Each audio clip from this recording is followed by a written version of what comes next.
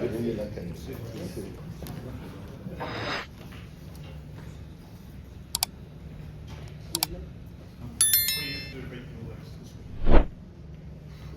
probably try and do the things that we've been training for the last 6 weeks, and especially the last 2 weeks with the guys staying back in South Africa. We didn't go to Argentina. Most of those guys are in the team. Yeah, and I think the big thing will be for us, everybody knows, I mean, they can't go away from the game plan. They've been preaching all over in the media, so I guess preaching that and making the supporters believe that's the way they're going to play. I've got no doubt that they will not play that way. So we'll have to handle their speed and intensity, which they are very proud of and mention a lot. And then, as always, a team that spends most of the time on attack during the week. Obviously, the breakdown for them is vital. So those are the things we will have to try and counter. I look up at the makeup of the teams, the ages, the caps, how many minutes in the last 6 weeks each player played, and it's fairly even. So I think it's going to be a grind. Process between the half-back period with Sasha and Grant. The thought process of that. I think they did the best often to start.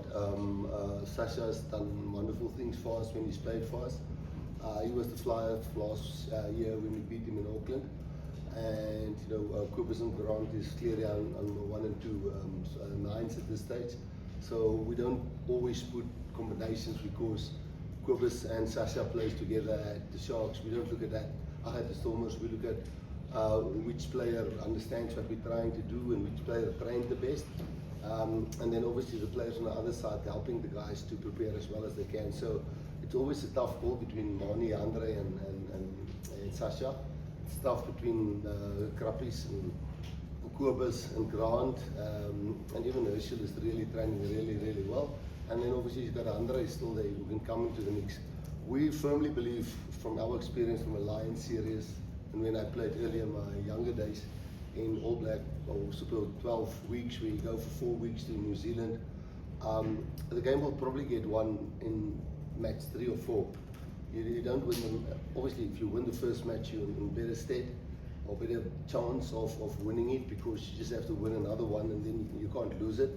But the decider will always be match 3. So keeping everybody involved, everybody anxious, excited to play. And then when the next guy gets his chance, he's play. So it was tough and go, touch and go. Who should play and who should not play. But in our squad, we like to rotate, and hopefully if things goes our way on Saturday, we can make a few changes next week. Just wondering about your thought process with your tighter props. Two of us missing out, and also the locks with Cobus Wiese on the bench instead of someone like you or Sos, you mentioned earlier. Yes, Sos is definitely a bit undercooked. He hasn't played. If you look at his minutes in the last 6 weeks, it's 4 minutes. So he got injured really early. Lourdes struggled a hell of a lot with different injuries in the last 7-8 months, and he only got about 40 minutes versus Argentina. So we're trying Tony and Sep and Anderin and all our S&C coaches. Andy are doing a lot of work with those guys to get them up to match fitness. And as I say, this game, which is going to get played on Saturday, is definitely not the game that will determine. We've seen it in the Lions series. We've seen it many times, and World Cup pools, we lose a pool game. It is who's still standing and how many men you still got fit and ready to go when it gets to Orlando, and then eventually to Baltimore. So we see us the same. Sia probably could have played, but risking him this weekend, and then you get to match 3 of the series, and then you have a lot of walking wounded. So on those two, that's definitely the thought process. Ball, they sort of seem like they've made some improvements, but is that still in the area where you think they're a little bit? No, I think they're wonderful on it. They've got this new thing where the winger runs back and he runs backward and catch it. I think it's a wonderful strategy. I think it's very clever. Obviously, we will look around a few opportunities how to counter that. But no, it's a good plan.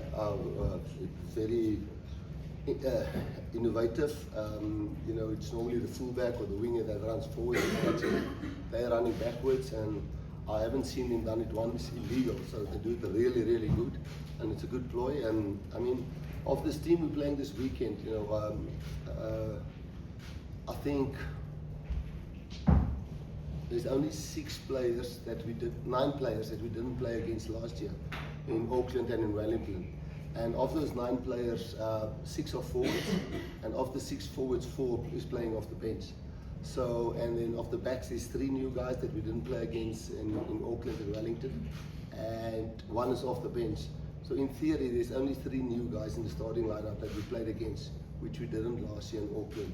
So, and in Wellington. So, skill sets get improved of our players, of their players.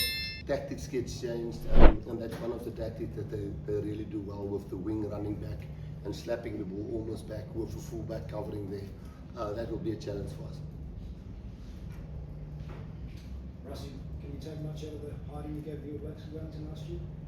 Sorry? Can you take much out of the big win you had over the All Blacks last year in Wellington? Can you take much from that game? Well, as I say, there's in the starting lineup 3 new guys that did not play in those matches.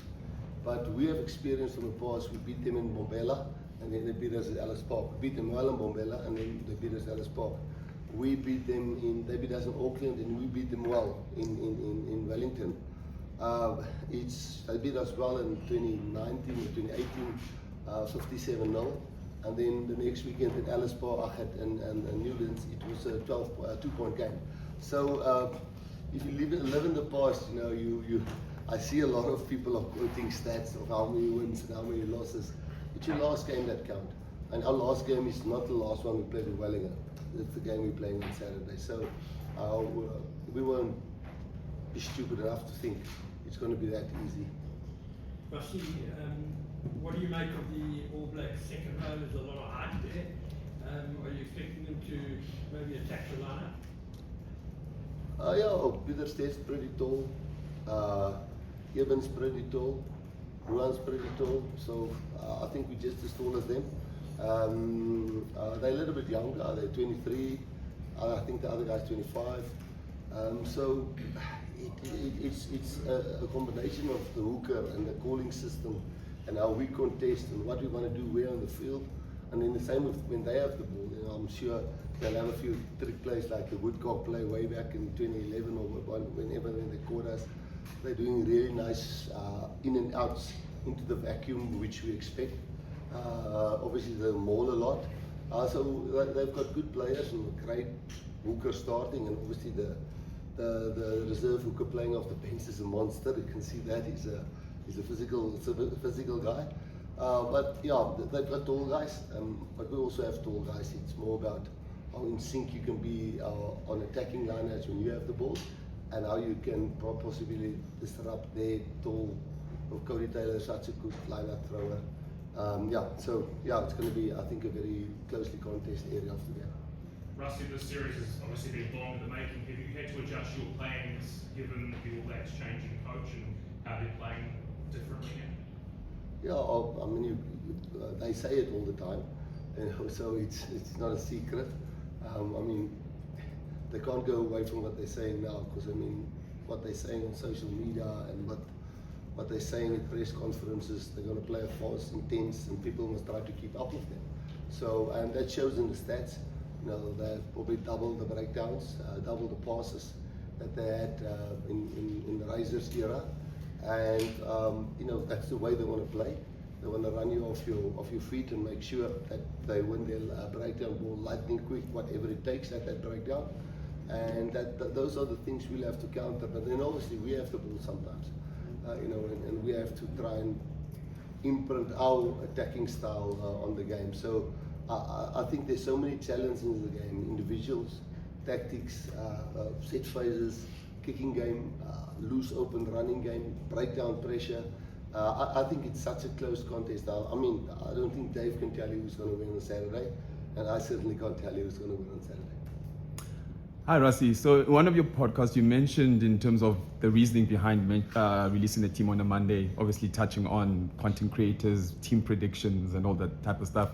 How did you have to change anything this week? Obviously, with the team being announced today, is there anything that you had to tweak within the camp, and obviously with the players and the things that are happening on social media? Yeah, you must remember what we do inside the camp and what people think outside the camp. It's really far removed from the truth. So you must remember you weigh up in a match like this, in a week like this. What is the best? Put out the team on Monday, and all the noises. I mean, you guys had a field day with speculating with team selection, so it's great for you guys. And there is the bad side of that is players think, shit, but I should be picked if the media say all of this. But when you announce a team on a Monday, you know, the players all know the media can talk as much as they want, the team is selected. And you guys, then that doesn't have to speculate. Now that advantage of the team knowing I'm not going to listen to what's said on social media and in newspaper articles, because the coach told us or management team told us, and the team all knew already last Friday who's playing. So they got enough time to prepare. And then you have to weigh up, listen, giving the opposition not the ammunition to know exactly who's playing, and you reaping the rewards of announcing your team on Tuesday, or Monday, so that the team is settled and all the outside noises doesn't influence. This specific week we thought, listen, we are so used to announcing our team already the previous weekend or Sunday or Monday, and we just waited to up and we decided, listen, we'd rather handle the noise a little bit this week, because the way New Zealand prepare for opposition, as far as I understand, they're really particular about the player profiles, how they play, what they do, and they target certain players. And we just felt for this specific game, because they're such a dangerous team, and number 2 in the world, we'll rather take the negativity that comes with team selection, all the speculations, and we had to wait up which one is the best advantage, and we just thought the Thursday announcement would be. Okay, vlogging is off.